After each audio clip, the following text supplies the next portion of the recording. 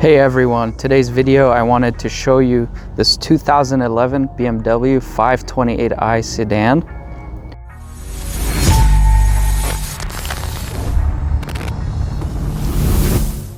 This is a 3-liter 6-cylinder pushing about 240 horsepower, and it gets 22 city, 32 highway from an 8-speed automatic. For 2011, this is a new generation. It is redesigned from the previous 5 Series that ran from 2004 to 2010. I did a video on that, so if you're curious, check it out on my channel. I did a review of the 2010 528i. So for the new generation, you also have the option of a 535i, which is an inline 6, just like this one, but with a turbo. And you also have the V8 550i. This one is my favorite out of the 3. It's the most reliable and it's kind of the sweet spot. You don't have to worry about turbo issues, and the V8 is really not worth it for such a heavy sedan, and it's not that much faster. Compared to the 2010 previous generation, you do get 10 additional horsepower and 30 more pound-feet of torque. The 535i has about 60 more horsepower than the 528.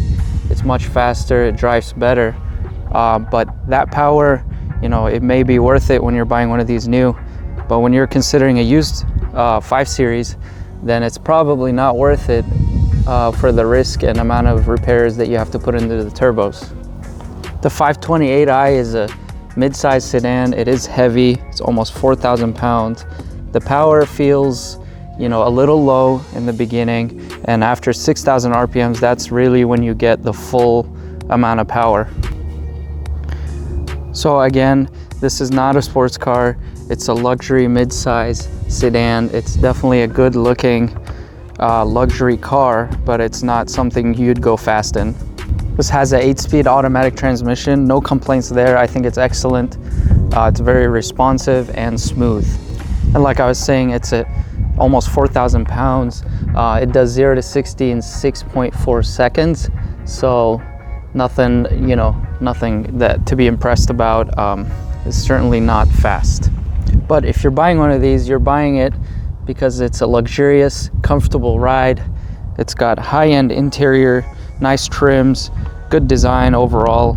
It's quiet, you know, hardly any road noise. So it makes a great daily driver and a great commuter. Many owners have complained about the electronic power steering. A lot of people feel that it does not feel like a true BMW. It feels artificial. There's not much feedback there. For me, I don't mind it. I drove it and it's pretty good. So back in 2011, you could get these starting at $45,000 and go up from there with options. Today, this particular one has just over 100,000 miles, 102,000 miles. So in good condition with a clean title, you should expect to pay around $10,000 to $12,000 for one of these. But for that price, you have to make sure that it's excellent. No accidents on record. Check the Carfax. Make sure that it's mechanically in excellent shape, that it has maintenance records, and it's been taken care of. Anything less than that, and you'd want to lower the price a little bit. That way you can invest in it and make sure that it's in good shape again. Let's pop the hood and check out some of the common issues and some of the common problems of this engine. So most commonly, oil leaks. As most BMWs, this is a common issue. One of the spots that you got a common oil leak is the oil filter housing right here. And this one's in good shape, it's dry. Let's check the cover gasket on the left side. This did have a previous oil leak that I repaired. I actually changed the entire valve cover assembly because it was leaking up top.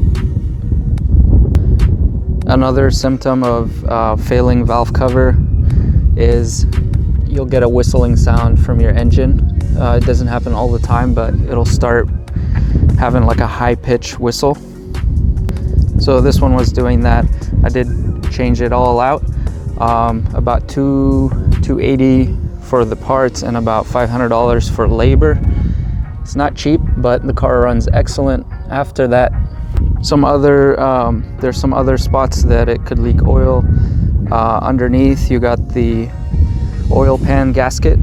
That's a very common oil leak as well. But once you address all those issues, it runs beautifully. It's really fun and awesome to drive.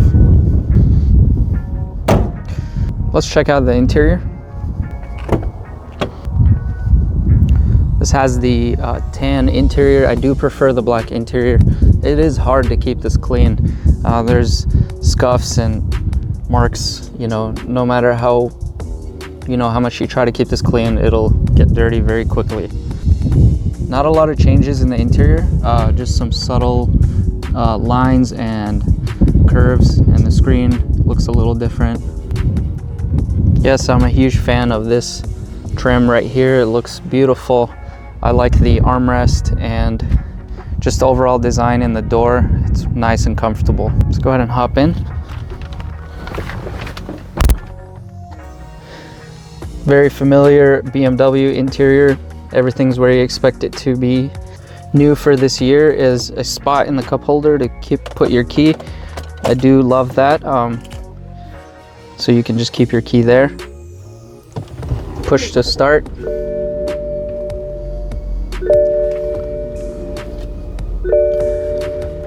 I like the steering wheel. I do prefer the M Sport steering wheel, which gives you a smaller centerpiece and looks more sporty. Upgraded instrument cluster, much nicer. Previous models of the 5 Series have the cup holders in the dash where you press a button and they pop out. Those tend to break and they're not very stable. The passenger had a cup holder over there. I do prefer the classic cup holder design, so this center console is much better. This trim right here, it's pretty low quality. You can see it's bubbling up, and it's also bubbling around here. The new shifter design is pretty cool. Split armrest storage.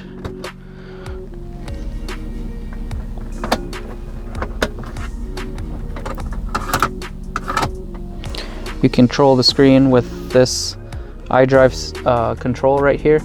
This system is pretty quick and responsive. Stay up to date on your vehicle. Make sure that nothing needs attention. This is where you would check your engine oil. There's no dipstick under the engine, so you would check the level here. Any items that need attention or service would show up here. And lastly, the faults. If there are any fault codes, it'll show up here.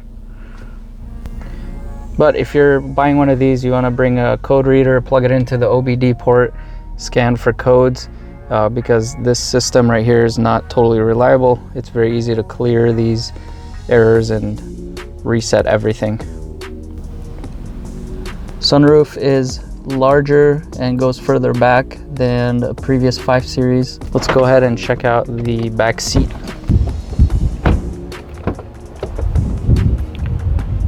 Pretty roomy, nice and stylish. You do have the same trim from the front. Plenty of space in the back seat. It's not a bad place to be on a long drive. A lot of headroom. You have the center armrest with integrated cup holders. They pop out like that, and some storage. These seats do not fold down. You also have rear passenger vents, some storage, and a power outlet there. Let's go ahead and check out the trunk space.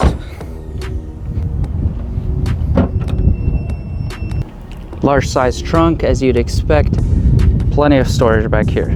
You got the first aid kit and some roadside assistance kit. So overall impressions, should you buy one of these? Yes, definitely yes. I love the way it looks. It drives beautifully, and it's just awesome to own. And although this vehicle is about 10 years old now with 100,000 miles, it's aged pretty good in my opinion. The the paint looks great, especially in this pearl white. It has not needed a ton of repairs, and overall it's pretty reliable. So as long as you consider the 528, you're gonna have less issues and it's gonna be cheaper to maintain. You're still getting the same car compared to the 535 and the 550, just a little less power, but you're having the same luxury and amenity. It just looks mean, it looks beautiful. I love the, just overall, it's a great package.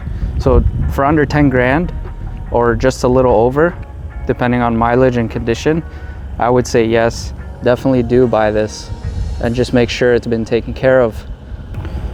Well, thanks for watching. Please consider subscribing.